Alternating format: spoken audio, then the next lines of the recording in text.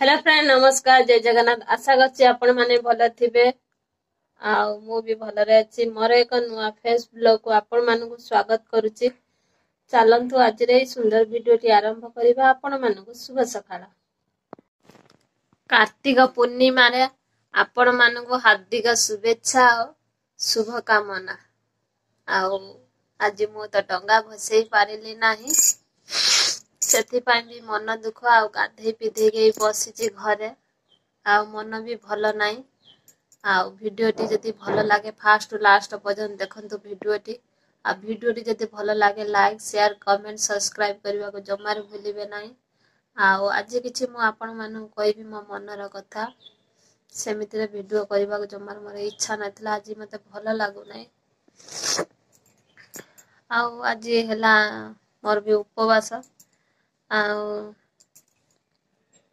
କଣ ହେଇଛି ନା ସାଙ୍ଗମାନେ, ଯେତେବେଳେ ପିଲାମାନଙ୍କ ଦେହ ଖରାପ ହବ ମା ମାନେ କଣ କରିବେ ନା ଖାଇବେନି ପିଇବେନି ଚିନ୍ତାରେ ରହିବେ। ଯେତେବେଳେ ମାଙ୍କ ଦେହ ଖରାପ ହବ ପିଲାମାନେ ସେ କଣ କରନ୍ତି ସାଙ୍ଗମାନେ ମତେ କମେଣ୍ଟରେ କହିବେ ତ। ଆଉ ମୁଁ କାହା କଥା କହିପାରିବି ନାହିଁ, ମୁଁ ମୋ କଥା କହୁଛି। ମୋ ମା ମାନେ ମୋ ବୋଉ ଦେହ ଭଲ ନାହିଁ। କାଲି ରାତିରେ ସେ ହସ୍ପିଟାଲ ଯାଇଥିଲା। 11:30 ସମୟରେ ଘରକୁ ଆସିଲା, 9ଟା ସମୟରେ ଗଲା। ସେଲାଇନ୍ ଫିଲାଇନ୍ ଲାଗିଥିଲା, ମେଡିସିନ ଦେଇଛନ୍ତି। ତାପରେ ଆଜି ବି ସକାଳେ ଯାଇଛି, ଆସିନାହିଁ। ସେଥିପାଇଁ ମୋ ମନ ଟିକେ ଭଲ ନାହିଁ। ତାପରେ ହେଲା ପାଖରେ ଅଛି ନା ମୁଁ ଚାଲିଯିମି ଦେଖି ଆସିବି, କିନ୍ତୁ ମୁଁ ତ ରହିଲି ବାହାରେ, ସିଏ ରହିଲେ ଗାଁରେ। ଆଉ ଏମିତିରେ ଗଲେ ବି ସେମିତି ସବୁ ଆଡକୁ ଦେଖିବାକୁ ପଡୁଛି। ସୁବିଧା ଅସୁବିଧା ଅଛି। ତାପରେ ସବୁଆଡେ ତାପରେ କିସ କନି ସାଙ୍ଗମାନେ, ଶ୍ୱଶୁର ଘର ବୋଉ ହେଲେ ଶ୍ୱଶୁର ଘର କଥା କେତେ କଥା ମାନିକି ଚଳିତେ ପଡିବ। ନିଜ ଇଚ୍ଛାରେ ତ କିଛି କରିପାରିବେନି ନାହିଁ ନା। ସେଥିପାଇଁ ଆଉ ଯାହା ବି ହଉ, ଦେହ ଖରାପ ହେଇଛି, ଯାହା ବି ଘର ପାଖରେ ଥିଲେ ନହେଲେ ଯାଇକି ଦେଖି ଆସିଥାନ୍ତି, କଣ କରିଥାନ୍ତି। ତାପରେ ମୁଁ ତ ଦୂର ବାଟରେ ଅଛି ନା, ଏମିତି ଖାଲି ଫୋନ କରୁଛି। ଆଉ ନା ଭୋକ ଲାଗୁଛି ନା ଶୋଷ ଲାଗୁଛି, ମାନେ କିଛି ଭଲ ଲାଗୁନି।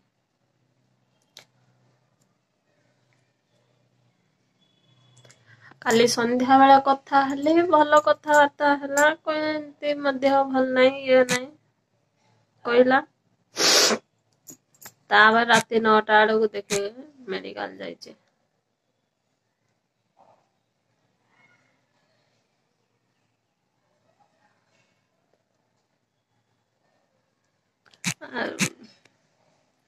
ରୋଷେଇ ବି କରିନାହିଁ। ଆଉ ମୋର ତ ଆଜି ଉପବାସ। ଆଉ ଡଙ୍ଗା ଫଙ୍ଗା ଭସେଇ ପାରିଲେନି ନାହିଁ। ଏ ବର୍ଷ ମୋ ଭାଗ୍ୟରେ ନାହିଁ ଡଙ୍ଗା ଭସେଇବା। ଆଉ ଦେଖିବା ଗତ ଥରକୁ ଯଦି ଭଗବାନ ଚାହାନ୍ତି ତାହେଲେ ମୁଁ ନିଶ୍ଚିତ ଭସେଇ ପାରିବି। ଆଉ ମ୍ୟାଗି ଟିକେ କରିବି। ଆଉ ଭାତ ଅଛି, ତାଙ୍କ ନାଗି ଟିକେ ଭଜା କଣ କରିବି, ସେ ଖାଇବେ।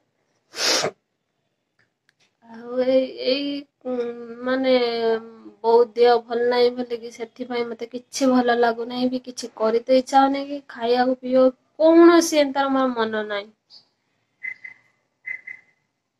ଆଉ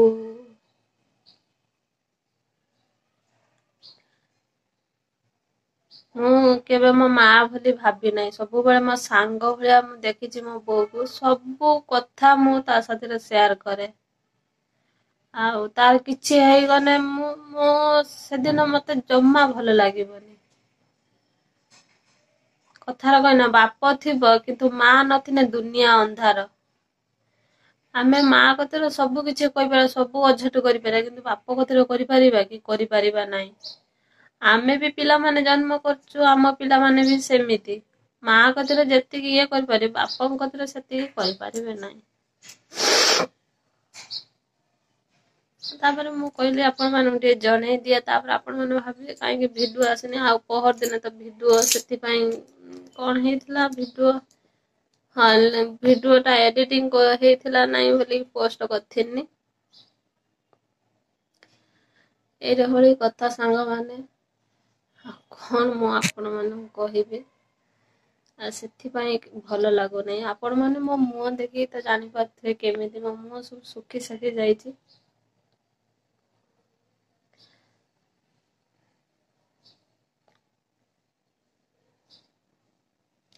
ଆଉ ଖାଇବା ପିଇବା ଦୂରର ଅଛି।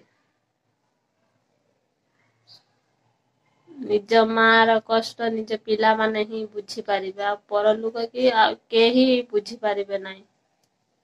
ସେଣିକି ଯେତେ ତମର ନିଜର ହେଇଥାନ୍ତା, ନିଜ ମା କଥା ନିଜ ପିଲାମାନେ ହିଁ ବୁଝିପାରିବେ।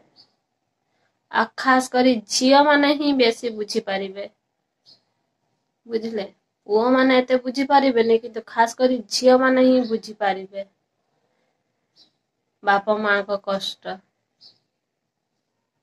ଯଦି ମୁଁ କାହାକୁ ଦୁଃଖ ଦେଇଥାଏ କହିକି, ତାହେଲେ ମତେ ପ୍ଲିଜ କ୍ଷମା କରିଦେବେ। ମତେ ଯୋଉଟା ଠିକ ଲାଗିଲା ମୁଁ ସେଇଟା କହିଛି।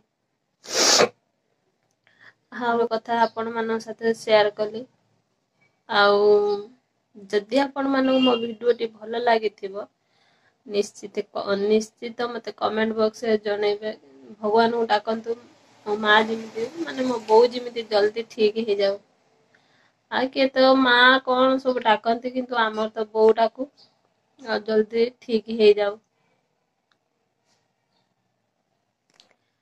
ଆଜିର ଭିଡିଓଟି ଯଦି ସାଙ୍ଗମାନେ ଭଲ ଲାଗିଥାଏ, ଲାଇକ୍ କରିବେ, ସେୟାର କରିବେ, କମେଣ୍ଟ କରିବେ। ପାଖରେ ଥିବା ବେଲ ବଟନ ଟିକେ ଦବେଇ ଦେବେ। ମୋ ନୋଟିଫିକେସନ ଆପଣଙ୍କ ପାଖରେ ଜଲ୍ଦି ପହଞ୍ଚିଯିବ।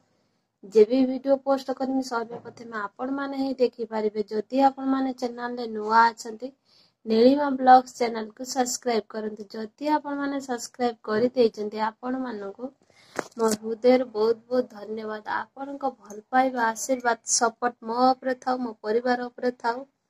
ଆଉ ଆଗକୁ ଯିବା ପାଇଁ ମତେ ବହୁ ମାତ୍ରାରେ ସପୋର୍ଟ କରନ୍ତୁ। ଆଉ ଆଜିର ଭିଡିଓଟି ଏଇଠି ଏଣ୍ଡ କରୁଛି। ନେକ୍ସଟ ଭିଡିଓ ଆପଣ ମାନଙ୍କ ସହିତ ଦେଖା ହବ। ନମସ୍କାର, ଜୟ ଜଗନ୍ନାଥ।